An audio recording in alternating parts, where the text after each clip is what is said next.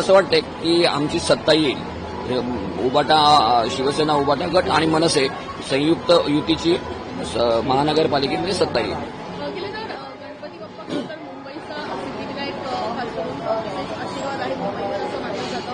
हा आशीर्वाद मनसेसाठी कितपत महत्त्वाचा? मुळात मी या सिद्धिविनायकच्या मंदिराच्या परिसरातच लहानाचा मोठा झालोय, त्यामुळे माझ्यासाठी आमच्या प्रभादेवीकरांसाठी दादरकरांसाठी सिद्धिविनायक खूप आराध्य दैवत आहे आमचं.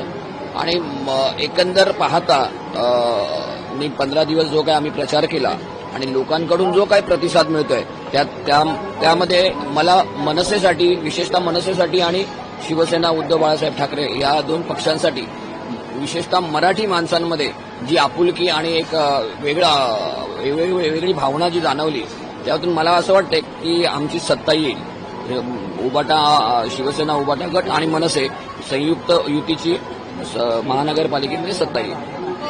ज्या पद्धतीनं खरं तर सध्या वातावरण जे राजकीय वातावरण सध्या बघायला मिळतं आणि अशामध्ये तुम्ही जो कॉन्फिडन्स सध्या बोलून दाखवता की ठाकरेंची सत्ता येईल, सध्या असं वाटतं की सत्ता ज्या पद्धतीनं आरोप प्रत्यारोप होताना बघायला मिळतं तुमच्या? हे बघा, निवडणूक म्हणलं की हे आरोप प्रत्यारोप विरोधक करणारच. त्यामुळे लोक सुज्ञ आहेत, मतदार सुज्ञ आहेत. त्यामुळे तुमच्या माध्यमातून मी आता मतदान 7:30ला सुरुवात होईल, तर मी मतदारांना आणि जनतेला आवाहन करेन की जास्तीत जास्त मताने मराठी माणसांना निवडून द्या, सुशिक्षित मराठी तरुण उमेदवारांना निवडून द्या, जेणेकरून मुंबईचं अस्तित्व आणि मुंबईतील मराठी माणसाचं अस्तित्व अबाधित राहील. या दृष्टिकोनाने, या सद्विवेक बुद्धीने मतदान करा. कुछ नहीं, इलेक्शन अभी मतदान करने जा रहा हूँ. उसके पहले मैं हर साल आता हूँ, वैसे आया हूँ.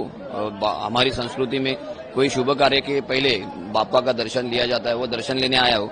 और मुंबई में शिवसेना मनसे युति का ही विजय होगा और मराठी माणूस ही महापौर होगा.